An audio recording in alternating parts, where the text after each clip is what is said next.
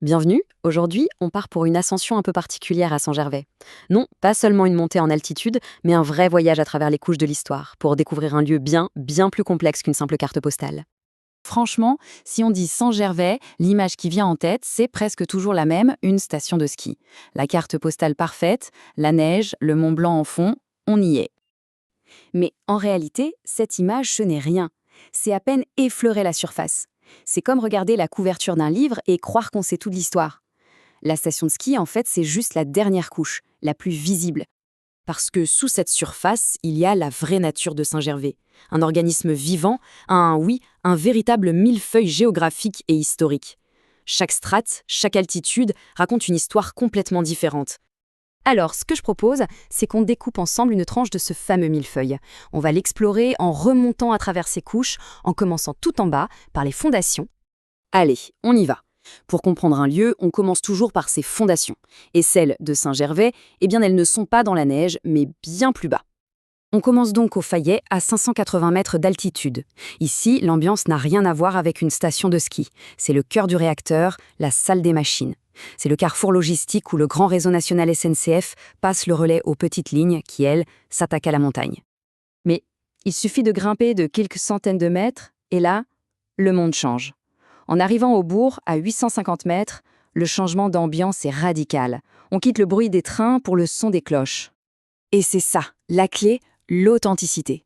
On sent tout de suite qu'on n'est pas dans un décor de carton-pâte pour touristes, mais dans un lieu qui a une âme, un vrai village qui vit toute l'année. C'est une communauté avec une histoire, une épaisseur qu'on trouve pas si souvent. Ce qui est fascinant dans le bourg, c'est ce choc des architectures. On dirait vraiment deux mondes superposés. D'un côté, on a des églises à l'allure sobre, de l'autre, des anciens palaces complètement exubérants. Et ce contraste, il raconte deux histoires totalement différentes. D'un côté, le baroque alpin. C'est une richesse discrète, financée par les enfants du pays revenus fortune faite. C'est un cadeau à la communauté. Et de l'autre, l'architecture Belle Époque. C'est tout l'inverse. C'est une vitrine, une richesse extravertie, faite pour impressionner une clientèle internationale. Mais d'où elle sort, cette Belle Époque? Elle n'est pas apparue par magie, il a fallu un catalyseur, un élément qui jaillit de la terre elle-même. Pour le trouver, il faut s'enfoncer dans les gorges du Bonan, dans un parc thermal qui a l'air un peu hors du temps. C'est ici que tout a basculé une deuxième fois, avec la découverte officielle de la source en 1806. Le thermalisme, voilà la clé. C'est cet or bleu qui a financé la construction des grands hôtels, attiré une clientèle d'aristocrates de toute l'Europe et qui a donné à Saint-Gervais une renommée mondiale. C'est fou de se dire qu'un simple filet d'eau a changé l'identité même du lieu. Bon, une fois que cette belle clientèle était soignée et reposée, il fallait bien lui proposer de découvrir la star de la région, la haute montagne. Et pour ça, il fallait une machine à la hauteur du défi. Et la voilà, le tramway du Mont Blanc. C'est bien plus qu'un simple train, c'est une machine à remonter le temps.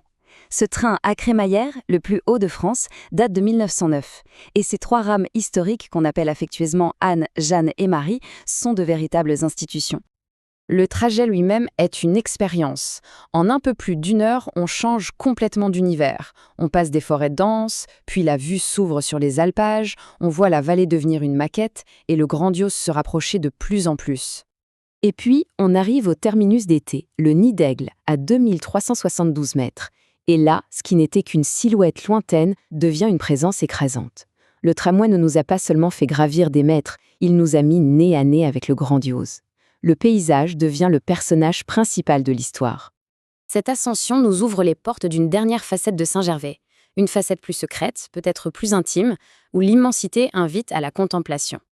Alors que le célèbre Tour du Mont Blanc peut parfois ressembler à une autoroute de la randonnée, les alentours de Saint-Gervais offrent une alternative. C'est une invitation à une autre forme d'aventure, beaucoup plus douce. C'est une exploration où la conversation s'arrête, parce qu'il n'y a plus besoin de mots. Il n'y a plus que le rythme de la marche et le silence profond de la montagne. C'est peut-être ça, la preuve qu'une connexion personnelle avec la nature est encore possible. Pour résumer toute cette diversité, il y a un chiffre, un seul, mais il est vertigineux. 4384 mètres, c'est le dénivelé total de la commune, du point le plus bas de la vallée jusqu'au sommet du Mont Blanc, qui se trouve sur son territoire. Ce n'est pas juste une statistique, c'est la mesure physique de l'incroyable diversité de monde contenu ici. Toute cette exploration, ça soulève une question finale.